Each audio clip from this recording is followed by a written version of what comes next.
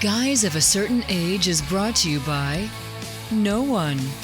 Absolutely no one. Except these dudes walking down memory lane. Now let's head to the studio to see what they misremember next. It's that show that's kind of like a family reunion when you visit with the weird cousins you only want to see once a year. It's Guys of a Certain Age. Robbie Copeland's in studio alongside Art Shirley. And Jay Reed. And somebody else. Jacob Reed. Who are you? Long-time listener, first-time caller. I am actually Jay Reed's son, so I believe I've been mentioned on this podcast before, but glad to be on for the first time. Bless your heart. Yeah. Sorry, Mr. Reed is what we should say, based upon. Actually, what we should have done is just kick Jay out and gotten the Jay stories. Like, I would love the true story of how he almost passed out laughing while driving. Oh, yeah. Now, that is a story, and we'll make this one real quick just for the group out there.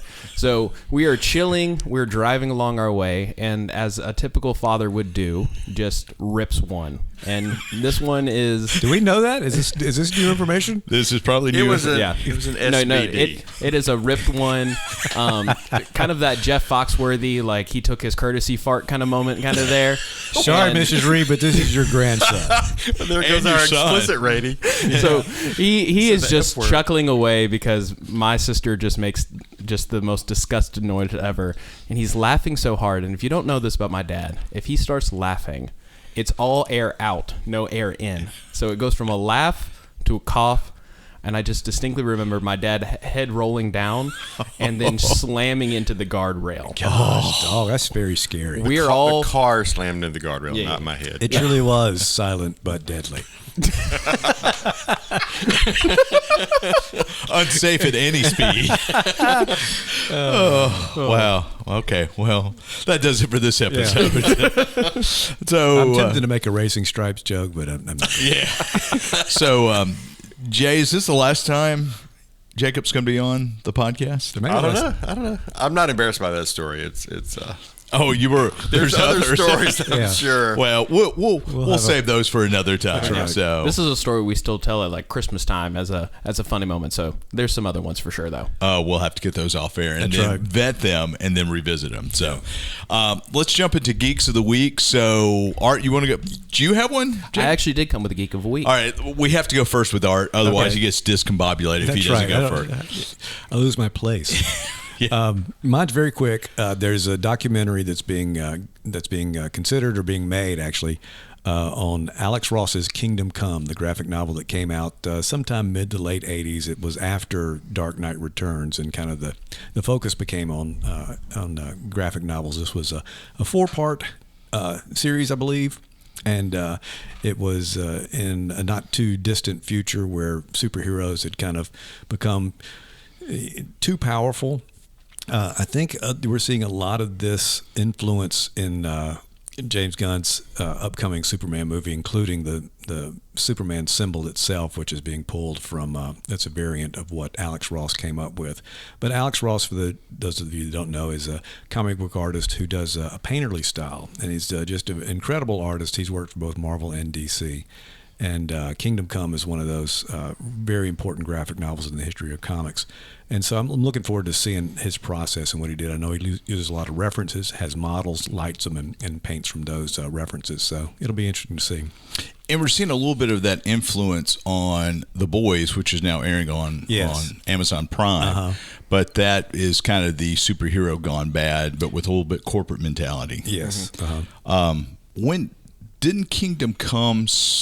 No, I'm thinking Injustice. Injustice had the whole series of video games. Yes. So Kingdom Come did not. Like I said, the other Kingdom Come live action thing we've seen was in the CW crossover series. Brandon Routh, I think it's Routh, had played basically that Superman, an older Superman, had the black and red shield, black and red with the diagonal S on there, and the gray at the temples. Really cool to see that. Yeah. I'd still like to see a movie based on those novels. That would be a great thing to see, but it would be a hard thing to produce, I would imagine. It would. Maybe not so bad now, but there was just a whole lot of superheroes in there.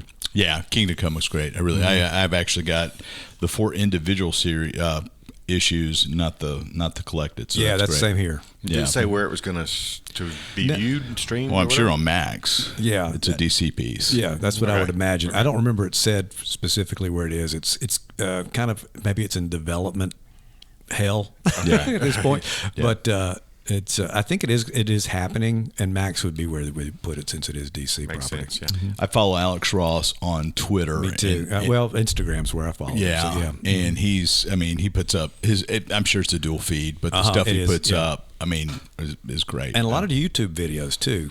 So you can go and see. Yeah, he did a Fantastic Four book a year or two ago now. Oh, yeah. We talked about that. He shows the process of doing that.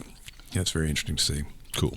All right, my geek is Agatha All Along's trailer first dropped. The first trailer dropped this last week as we were recording. This kind of picks up at the end of the WandaVision finale, where it was Agatha, was it Harkness? Yeah, it's Agatha Harkness who was the witch behind everything. And the show's been announced. It's airing around Halloween. I think the season finale is going to be somewhere around Halloween. The first 2 episodes drop September 18th on Disney+. But the thing I find pretty interesting is they confirm, as much as you can confirm in the Marvel Universe, that Wanda Maximoff is dead. So, wow.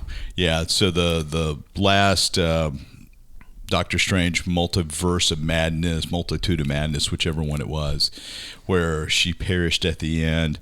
The trailer reveals that, she's dead. So, wow. So this is Wanda, Black Widow, Iron Man, Black Panther. I mean, they're going to have a new Black Panther, but that character is gone as well. Who else? Oh, Captain America. But Paul Bettany's coming back as the Vision. There will be a White Vision. Okay. Miniseries. Will he only be that one at this point? Who knows? That's the only one that exists, I guess, apparently. Yeah. Who knows? So, I mean, we've unlocked the multiverse, so who's to say that somebody doesn't come back at some point? It's worse than South Park. They may have a different actress playing, the Scarlet Witch. Yeah. So, all right, Jacob, what do you have? So I discovered this geek today. So I am one who has recently got back into video games. So my wife got me a Switch for my birthday and have just been diving back into it full. Mrs. Reed, throttle. that's actually a video game, not something that his wife went and cut off the bush outside. Yeah. Okay. Definitely not. But I watched a video today called How to Get Back into Video Games According to Science. So where a guy was playing a video game and started playing a different video game and couldn't come back into the original game. So he was trying to figure out, why does his body and his brain not want to get back into a game that he loved? So he dived into articles and academic research and came up, it's like a 23-minute video where he talks about the science of how our brains want a dopamine hit. Yeah. And you get that by playing video games and developing habits. But if you get out of it, you lose the competency to play that game. So your brain doesn't want to get back into it. So he had a couple of tips on how to write a journal so you remember what you're doing. And then also he quoted Atomic Habits by James Clear, which is a big productivity book, as part of his thing of saying, if you want to play a game, just play it for 2 minutes. And if after that you still want to play, you're going to keep playing. But if not, just do something else. So I thought it was a really interesting video as one who has struggled to get back into games and had to restart everything. So I thought it was a pretty cool little tidbit. Interesting. When I stopped playing video games 15 years ago or so, I mean, because I was in N64 and I think PlayStation 3, I just never got back into it. So that's pretty interesting. For me, it was a time thing, but I'll never recapture my GoldenEye days, I guess, or Mario Kart. Yeah, definitely not. Yeah, Mario Kart. I kind of miss Mario Kart. So, are you going to get the new EA Sports College Football 25? Probably not, because I don't think it's going to be on the console that I have. So the Switch is an amazing console because it can go handheld or on your TV, but it's limited by that the power's just not there for a lot of things. I'm also not a big sports video game guy. I'm more of a single player, really rich story, long term. A lot of games I play are like 120 hours to complete. You're a Zelda guy. Yes. Yeah. Through and through. I love Zelda. You're a Zelda guy, not a Madden guy. No, not a what? Pong. I was saying, I'm a Pong guy. Yeah. Pong. That's what I was thinking. Pong lasts forever, man. You never get over Pong. Yeah. Wow. We always, this is a quick aside, we always tried to get it set where it would just, constantly be, you get the paddle set and it would just be going back and forth for an infinite amount of time. Mm-hmm. What was the last video game you got deep into, Art? I think it may have been Pong. Oh, wow. Yeah. Jay, what about you? Centipede. That's a Centipede player through and through. Yeah. See, Banjo-Kazooie on the N64. Do you remember Banjo-Kazooie at all? I'm familiar with it. I've never played it. Yeah. I will say the boys had a Wii, and we loved playing Wii tennis. Yeah. Yeah, that was a lot of fun. Boy, which I guess is Pong. Yeah. It's Pong with people. Everything goes back to Pong. Yeah, that's right. Everything in life's art is Pong. That's right. The Pongaverse. Gosh, I didn't think about that. Pongaverse. Wow. Yeah. Let's see, did you guys anybody have the original Nintendo? Mm-mm. Did you, Jay? We had Atari. Yeah, That's the last console we had. Well, the fun thing about the original Nintendo, you had Duck Hunt, and you would try to shoot the dog at Duck Hunt. Oh, we had yeah. We had a separate Duck Hunt game, like you just plugged into the TV. Of course you did. And it shot this stuff on the wall. Yeah. Wow. That was fun. That was fun. All right, Jay, what's your geek? All right, I have an activity. So Jacob passed one of these to Art. Uh-oh. So this is the new Star Wars Oreo. So you open up the pack. Oh, we can't open it? We're not supposed to No, just go ahead and open it, yeah. I was going to keep it in its original wrapper to collect it. I have another one you can have later if you want. But so you open it up, and the cream is either red or blue. If the cream is red, you're on the dark side. If it's blue, you're on the light side. What about if it's orange? I wanted to find out if... and there's characters on the side of the Oreo. I realized that after I ate one yesterday. I had Chewbacca on the other one. I'm red. I'm red as well. Ooh. I'm red, and I have...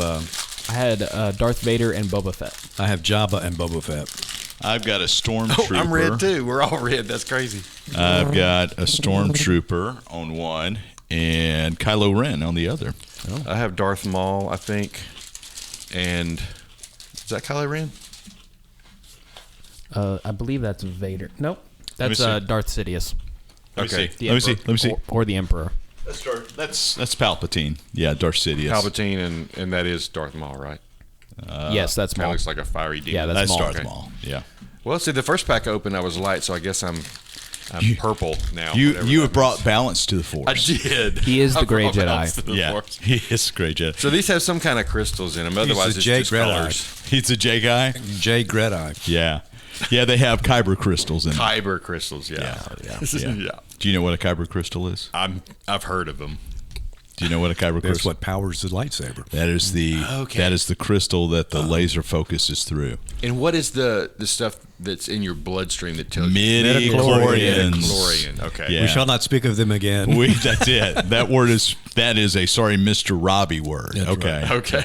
Are you guys watching The Acolyte? I haven't watched this week's episode. I'm going to be honest. I kind of gave up with the Acolyte before it even began. Oh, Oh, dude. it's not bad. I mean, You're is it missing. good? Yeah. Is it good? I love Now, I it. heard every time I see a thing on social media, so this is the worst episode ever, and then I watch it, it's not so bad. No, it's not at all. I'm sorry, Jay, was that the last part of your geek? That was it. Yeah. It Yeah. was just a fun little activity. I'm eating mine, by the way. I need to do that off mic. Yeah, that's going to be my lunch here in a minute. So, The Acolyte's great. Okay. I really enjoy it. It's better than Are you caught up? Yeah. Okay, Yeah. I'll watch it tonight. I kind of forget that it comes out on Tuesday. Oh, I do not. Okay. Yeah, everybody was talking about how it changed the Jedi from what we thought they were to more something else, and I was just like, I don't know if I want to deal with that. I actually like the changes. I like you're seeing the Jedi kind of at the prime of their power. Okay.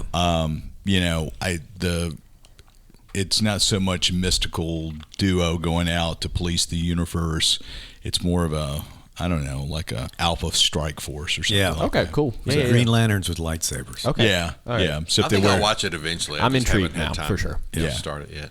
well, it's really, really good. I enjoyed it, and there's talk about how this leads to the Knights of Ren. None of that's been confirmed yet.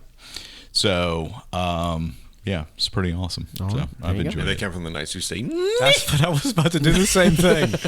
We are no longer the Knights of Ren. We are the Knights that say nee. we're the midichlorians. Do you have a regrettable? That was regrettable enough. That was, I figured Yeah. we had a lot to do today. So I Yeah. didn't bring All it right. today. All right. Dang. That was regrettable. The Knights of Knee. All right. We're going to take a break. We're going to let our guest walk us through board games. Up next. And we're back. We've got a guest, which means special fun things, hypothetically. So, Jay, why don't you introduce our guest in regards to what we're doing today, since he belongs to you? All right. Well, as he's sort of introduced himself, Jacob, my eldest son. And he... Only son. Only Yeah. son also. Yeah, true. I've got a story to tell you guys off air from the reunion this weekend and about... Anyway, it's pretty funny where you just think you have... Never mind. Jacob is my eldest and only son. And he is, over the past, 3 or 4 years, it seems like, he's just been more and more into board games. And we played games as a family growing, as they grew up, and I guess as I grew up. Yeah. But Jacob has taken it to another level. So I wanted him to come and talk about it. But before he gets into his stuff, I thought, quickly review, what games do y'all remember? Like, what did you play as kids, and did you play games with your kids? And what are like the... So I remember playing a lot of Monopoly as a kid. Sorry was probably the intro to a non-kid board game because you had a little bit of strategy. Never got into Risk much. My friends were into Risk, but I never got into it. Well, and then I discovered the evil Dungeons and Dragons. Well, there you go. So played D&D, and that was probably it. We've done Traveler. I mean, what's Catan? Yeah, Catan. Is it Road to Catan? It's just Catan. Yeah, and Settlers of Catan. That was the first one. So, and we'll do Balderdash, Trivia Pursuit. I love Trivia Pursuit, but that's not really a board game. Well, it is. It is, but It's technically one. It's more of a trivia game, though. Yeah. if you think of it now, though, the three of us that are normally here playing Trivial Pursuit would be perfectly within our realm, but Jacob might not fit the answers and questions. The generation. That's why they have sets you get now. That's why we go back to Genesis 1 and I dominate. Yeah, okay. same here. Right. Yeah, mine would be Monopoly. I think is going to be a common factor. Trivial Pursuit. Yeah.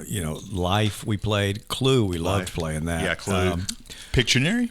I wondered about Pictionary. I mean, granted, there's not a board necessarily, but Yeah. I do think you consider those parlor games. Those. You have a parlor? Nobody has a parlor, but you don't have a board either. So I guess I don't know what you call it. Yeah. But anyway, but yeah, those would be. And we've played the Catan. I can't remember which one it was. With the boys, and Apples to Apples, those kind of things. Yeah. Sorry was another thing we played. Yeah. So now we need to make our own version called the Sorry Mrs. Reed game. Ooh, that would be actually really good. Actually, yeah, I think we might be on to something. merch. That's right. We need to get merch that says "Sorry, Mrs. Reed." Oh, I've already got some things cooking. Yeah. Yeah. Okay. Just a quick, we all more right. board game or card game people? Probably more board games because cards were evil. I don't like More. I don't know. We played a lot of Uno. Yeah. Uno is a big game. Yeah. Okay. For us. I love spades. Yeah. Spades was a bus game. We What do you played mean? that on bus trips. Oh, bust. I Bus thought you trips. said bust. It's like, it's spades or bust. Yeah, we played spades a lot with, and Green Weenie is another card game that I cannot remember how to play, but I've never heard of that, but it's I like mean, a northern thing that Gotcha. some friends introduced us to. Dutch Blitz is huge in our house. I don't know if you guys. That's a great game. Just across the board, I played a lot of it in college. Yeah. That comes from my Mennonite Anabaptist heritage. So, anyway, but yeah. Yeah, and I think we did. Jacob reminded me on the way here. We had when they were growing up, we had a kids' clue. So instead of Who ate the died, chocolate cake? Yeah, who ate the chocolate cake? Oh wow, that would be Jay. Yeah, Always. always Jay. Yeah. What were the implements? So it was, if I remember correctly, it was what plate or what fork the cake was eaten with. Yeah, and it may still had rooms. I can't remember what. Yeah, everything else was regularly like Clue, but you just weren't killing somebody. It was trying to figure out who ate cake. Yeah, Speaking and as a of younger Clue- kid, Candyland. Speaking of Clue, quick obituary: Martin Mull passed away. Oh yeah. Oh So, yeah. very talented actor, comedian, and artist too, apparently. Yeah. So anyway, sorry to break that up. No, that's- try to bring you down with that news. Yeah. Wow. I just am There. legally obliged to mention. And I was All looking at celebrity deaths. That's right. Deaths. looking at on fun.com the top 10 or the top so many of all time. Chess and checkers are the first two. Oh, I That's didn't think kind of about your those. gateway stuff. Yeah. Backgammon's number 8, and I played a lot of backgammon, or I had a season of backgammon. Chinese checkers, if that's never played backgammon. That's Scrabble. We didn't mention Scrabble. I didn't play a lot of Scrabble. Yeah, but we had it. I have a Scrabble story I may have shared before, but my mom asked me like November or whatever, early December, do you like Scrabble? I said, no, I hate Scrabble. I just don't like Scrabble at all. So my sister got a Scrabble game for Christmas that year. Oh, that's awesome. And I like Scrabble. That's the thing. I actually, I do like Scrabble. Okay, but I must have had something against it at the time. I'm married to an English teacher, so I don't play Scrabble because I know I will lose immediately. Mm-hmm. And then Battleship was number 6. Battleship, yeah. Did you guys ever play Triominoes? That I think sounds we had familiar. it, but I don't remember playing it a lot. We played a lot of Triominoes. I just remembered. My childhood's rushing back to me. So, all right. But now, though, Jacob has just introduced us into a whole new world of games. And so I want you to tell, about how many games you have, and then also talk As he about consults the phone. your app. So he's looking on his game. He's his app. father's son, he really is. but he's electronic, so he's next generation, as opposed to pulling out his spiral-bound notebook with his quill. Literally. Yeah. Quill.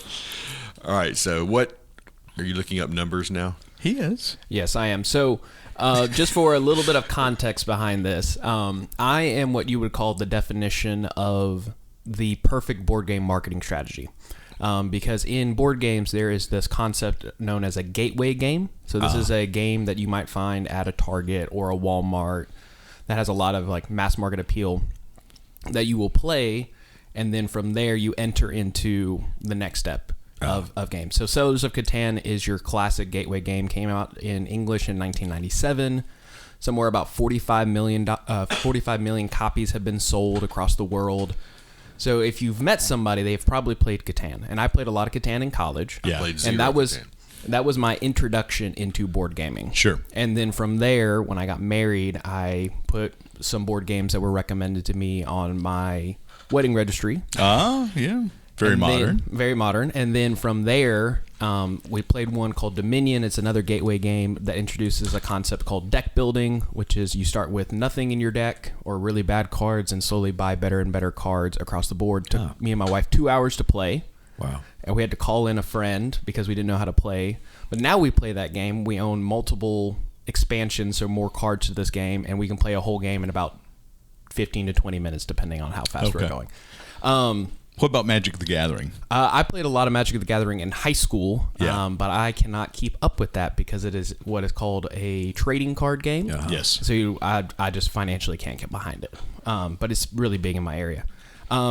As of this moment, so I have an app called Board Game Stats, which I keep track of all of our plays, where we play, who wins, points, everything like that. He is his father's son. Which I am my father's son, which is really That's great pretty awesome. because often me and my wife will play a game and we may have not played it in a year.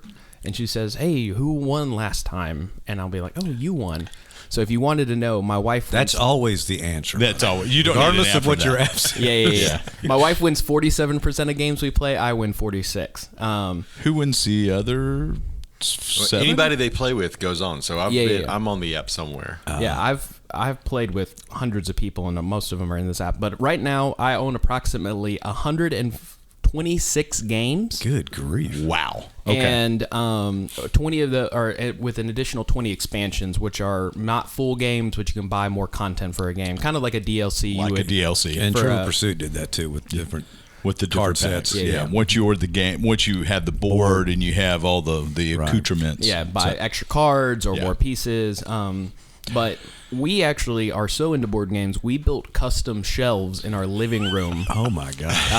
To hold all of our board games. So if you go into our house right now, we have a cabinet that if you open it up are just board games across the board. So we are. What about where you play? Do you have a special table that you play on? So we actually play just on our kitchen table. Okay. But my wife, for my birthday 2 years ago, bought me a board game mat, which is essentially a giant neoprene card mat, desk mat. Some people have liquor cabinets. Other people have board game cabinets. Yes.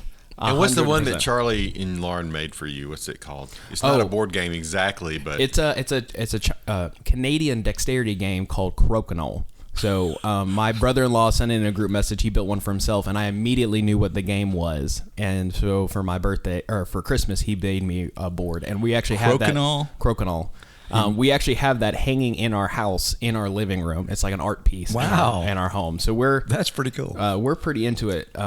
My wife and I like it together because we've discovered it to be kind of a couple's activity where we can be competitive, but also keep our minds sharp and everything there. Mm-hmm. Gotcha. Are there any games that you've played that you think we don't need to play this together?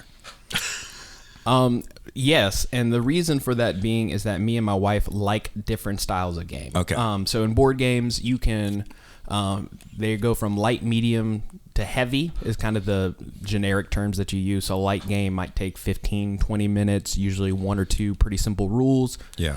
And then your medium, you're looking more like an hour to 2 hours of gameplay. To when you get to your heavy games, you're looking at 4 to 8 hours of gameplay. Yeah. Depending on the game, and they are usually really, really dry. In board gaming, there's a whole subculture called 18xx games, which are all about 1800. I was going to say we don't talk about those. I didn't know where we were going. Over 18 and two X's, but it's essentially just 1800s train management games. Yeah, So that's exactly where I thought of it. Yeah. No, 100%. But you're looking at 8 hours of gameplay there. I'm not into those, but I am into those heavier games, and she's not as much into those. See, that almost sounds like when I was a kid, we would start Monopoly, and, and when everybody had to go home to eat dinner, That's when the game was over? Oh, no, you sit. The game would just stay there, and then you come back the next day and you can pick up where you left off. And it might especially in the last summer. hours. Especially in the summer, you play it. Yeah. And When you may we- go do whatever you're going to do, and then at night you'd come and back, finish the game. And Risk I think was the same way, Yeah. but even though I didn't play much Risk. Yeah. Well, all right. So this is all about giving us advice. So give us a couple of games you think those in our demographic, as guys of a certain age, would enjoy, and that our wives might actually like. Yeah, so my first recommendation, Dad has actually played. It is a card game called Point Salad. So Point Salad is a concept in board games where everything you do is going to earn you some sort of point. So Point Salad is essentially the creating of a salad. So what you're going to do is you're going to get vegetables, but what you can also get besides just vegetables are on the flip side of the cards, there are scoring conditions. So for every tomato you have, you're going to get 3 points, but for every cabbage you're going to get -1 point. Oh, amen to that. Yeah. There you go. And if you turn it into sauerkraut, it's -10, right? No, nobody likes sauerkraut.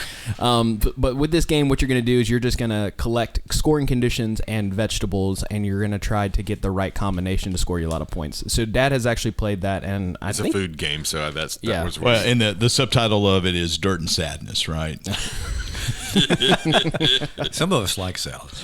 yeah, Dirt and Sadness. Dirt and Sadness, if you are into that. So that would be my first recommendation across the board. A lot of people really like that. I would say Dominion, which is that deck builder I talked about. That's Gotcha. a really good entry point. It's the game that actually created deck building as a concept.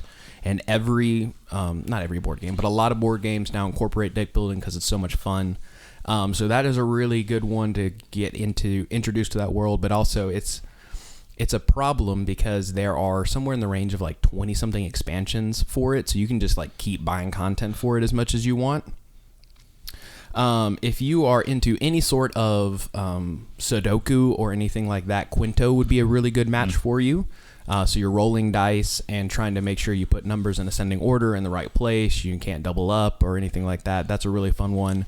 It's a roll and write. So it's just a pad of paper, pens, and 3 dice. And me and my wife love it so much that we actually used all of our sheets. So we had to take our last sheets and laminate them to make sure we still had a game at the end. Oh, of that's it. fun. That's so fun. we love that game. And then What's the one we played at Christmas with the little magnetic blocks, little rocks? oh, Cluster is a great one. That's the PG version. Yeah. This is one that you could play with grandma to. He's almost gone. Yeah. He's getting there. I'm seated. Yeah.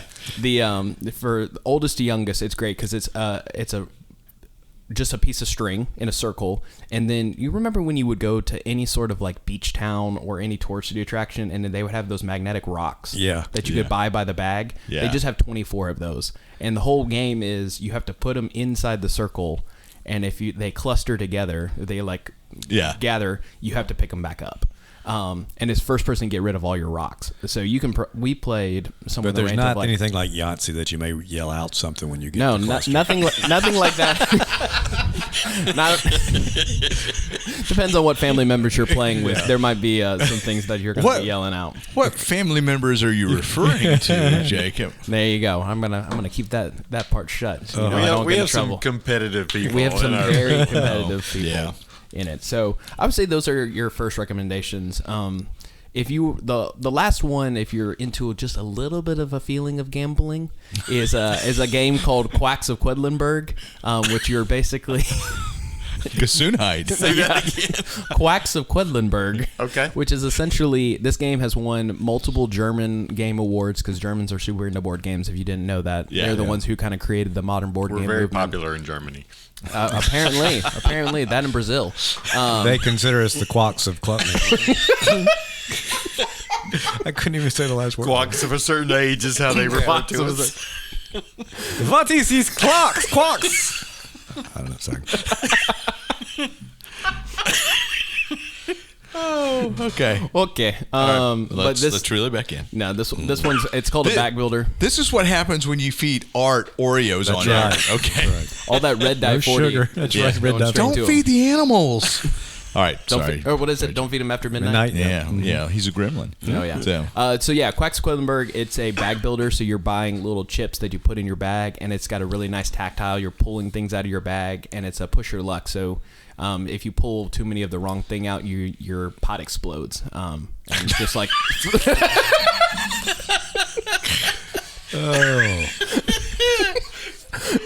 Oh. That explains a lot.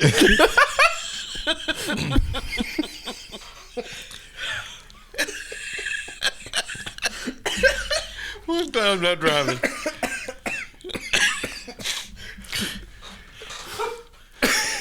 We actually had to pause. I muted my mic. Yeah. Well, I'll ask a question while we're Maybe this wasn't such a good idea for a guest. Yeah, bring him back in. Bring him back in. So, one of the things I know you've mentioned before is getting involved in a game from the very get-go through Kickstarter. Isn't there a lot of Kickstarter sort of games now, or is that as popular as it seems? Yeah, so for those who are just unfamiliar with Kickstarter as a concept, it is a opportunity where you can commit money to a project beforehand to kind of help get it off the ground. That there's no guarantee that the project will execute, so it's blind faith. Yeah, so it's definitely a blind faith, but at some point, people, especially in the board game scene, got really into Kickstarter as a concept, to the point now where Kickstarters or board games are one of the top Kickstarters just across the platform in general. And the crazy part is not just indie board game companies that are doing it. A lot of them are involved with that because Kickstarter is the one way that they can end up with capital. But even your big players within the board game scene, such as AEG and other big publishers, they will also publish their games through Kickstarter because essentially it's marketing now. Hasbro and Lego will do special edition sets through Kickstarter as well. Yeah. So it's becoming a really big issue and topic of conversation within board games right now because people will offer all this amazing content, special figurines and 3D printed models and special mechanisms, and then you end up getting a game that's absolute trash because it's a publisher who's never done anything before, or they'll essentially ghost you. They'll raise $2 million, and then you'll never actually hear anything from them. So I have backed personally 2 games on Kickstarter, but both of them are from companies that I know I trust. I've played their games before, so I know they're going to be games that I really, really like. And they also have a track record. They've fulfilled every Kickstarter they've done so far. So do you look like at different game publishers and go, okay, I'm going to get this game when it comes out, when you see that? How do you find out about the games? Because I'm assuming these aren't the games that you would necessarily find at Target or Walmart or something. Yeah, so the way that I think most people find their board games, and myself included, are board game companies will release, just like anybody else, data or just content out there saying, hey guys, we're going to come out with this game. Hey, we're releasing this expansion for this game that we're really, really well known for, or hey, we found this designer. He's created the last 3 games that have been massive hits. He's coming with us creating a new one. A lot of that's driven by social media and YouTube. Just like most things are driven. Is that where you see it? Is just because you've looked up other games that popped up on your reels? Follow, or do you have a newsletter or something? Yeah, I'll follow board game influencers, and they're the ones that are getting the games first, so you can kind of see them, and they'll do gameplays and stuff like that. But that also gets into who's paid to say those things, who's not paid to do those things. I found you a game on Kickstarter, Jay. It's called Night Shift. Play as a dancer and charm customers into emptying their wallets in this thematic board game created by a former dancer. 9 days to go. The goal was $20,234 to raise. Right now, they're at $541,306. Doesn't sound like they need me. No, but Maybe I'm just for my saying. expertise. Yeah, 4,800 backers. So Wow. Yeah. Yeah. And games like that are just going to sell like hotcakes because it's a provocative title. It's going to come out with all this good content and things. Good content. Good content in the mind of a board gamer where there's going to be some interesting mechanisms and things like that.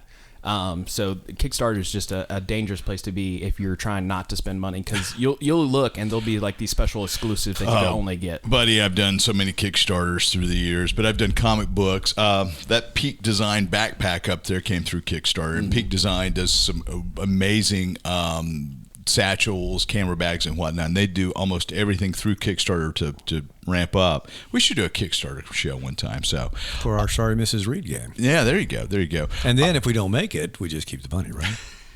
Well, so you've got to make your pledge. Okay. So if you set a goal of $5,000, if you don't raise $5,000, you don't get a dime. So you've got to hit $5,000. Yeah. There are ways around that. I'll explain to you Set that a off low the bar. air. When you set a low bar. You do set a low bar. So I'm looking on BoardGameGeek.com. Their number one game is a game called Arcs. Are you familiar with it? Yes, I am familiar with Arcs. Arcs actually just released. Okay. So Arcs was a Kickstarter by a company called Leader Games, and Leader Games is really, really well known for a mechanism called area control. Think like Risk. Sounded like something my parents did when they grounded me. So. Exactly. But I own 2 of Leader Games games. One's called Root. That's kind of their top seller. It's kind of the moneymaker. And their another one that I have is called Ahoy. I see it right here. Yeah, but they have a signature art style. They work with a guy who has just amazing art that he hand draws for all of their games. And Arcs is their new space saga that uses a mechanism called trick taking. So if you're familiar with spades, the same way of playing. But this one's really unique because it tells a story across multiple games. So it's a story-driven game. A story arc, if you would. It is a story arc. So this one, that's why it's number one on Board Game Geek right now because it's the terminology. It's the current hotness. Yeah. Everybody's getting their copies from Kickstarter. They're playing it. They're loving it. There's a lot of chatter about that right now. Yeah. Gotcha. It looks pretty fascinating. So, What's the thing we did at Christmas? Would that be considered It's called a board presents. game, or was that more of a? Are you talking we about? had to solve the puzzle to get to the next. Oh, yeah. like an advent calendar. Yeah, that would be considered a board game. It's called the Exit series. It's kind of an escape room in a box. They have a Christmas calendar that they release every year that we did as a family. So But yeah, you had to solve the puzzle on like day 12 in order to figure out where day 13 actually was in the next day. So That's kinda cool. If you didn't figure out the puzzle, you couldn't move on. yeah. so not Elf on a Shelf, but a clue in a game sort of thing. Yeah. Yeah. Gotcha. Cool. All right. How much? No, I was going to ask you how much money have you spent on board games. I'm not going to ask you that because that's probably depressing. I have no clue what it is, but what I will say. You don't have a clue? Clue's pretty cheap. Yeah, but I actually am part of multiple Facebook groups where people will sell games that they're no longer playing anymore, and Yeah, that's because good. technically in the world of board games, I'm very new into my hobby. I'm just a couple years in. A lot of people are offloading games that I'm actually interested in picking up. So most of my games are actually bought secondhand. Oh. Okay. Because I am less serious. Because some people are pristine collectors where if there's a dent on the box, they're sending it back Yeah. to the publisher to get that fixed. I'm pointing to your So dad. a little of your mom's practicality came Yes, through. yes, too. 100%. A little bit of my mom's practicality. If I buy a lot of scratch and dent copies Gotcha. for that reason. So you don't have a Jerry Rice collectible game somewhere that's in mint condition? Jay's clenching over there as we say. Not at Scratch all. and dent? Not at all. Me and my wife's favorite game has a massive crumple in one corner because it was a scratch and dent copy that we bought from a game store. Yeah. Massive Crumple. That sounds like a good name for a podcast. Or a band. Or a band. Yeah, Or both. Good band name. Yeah. All right. Any other questions for the Game Master? Pretty much covered everything. We didn't even talk D&D. I mean, come on. Oh, We need to have an is episode. amazing. We need I to would have say an episode on that, whenever y'all did the playing. D&D episode, bring me back in because Yeah. I have a lot of stories about that as well. Yeah. Yeah. We've got several people that want to be on that episode. We don't even have to be on that episode. You may want to be, but Jay and I don't have to be. I would on that have episode. nothing to say except Yeah. that I wasn't allowed to play, and I didn't think Jacob was either, but apparently he was. Oh. All right. So lots of laundry has been aired on this particular episode. Note to self, do not bring any of my children on. Did you get that from this podcast, Art? Oh, no. Oh, we've already had Mark on that. We never need again. David. We Huh? need David. No, we do not. So, no, we do not. All right, Jacob, thanks for joining us. Thanks, to be guys. here. Thanks for listening to us, all three of you. We'll see you next time.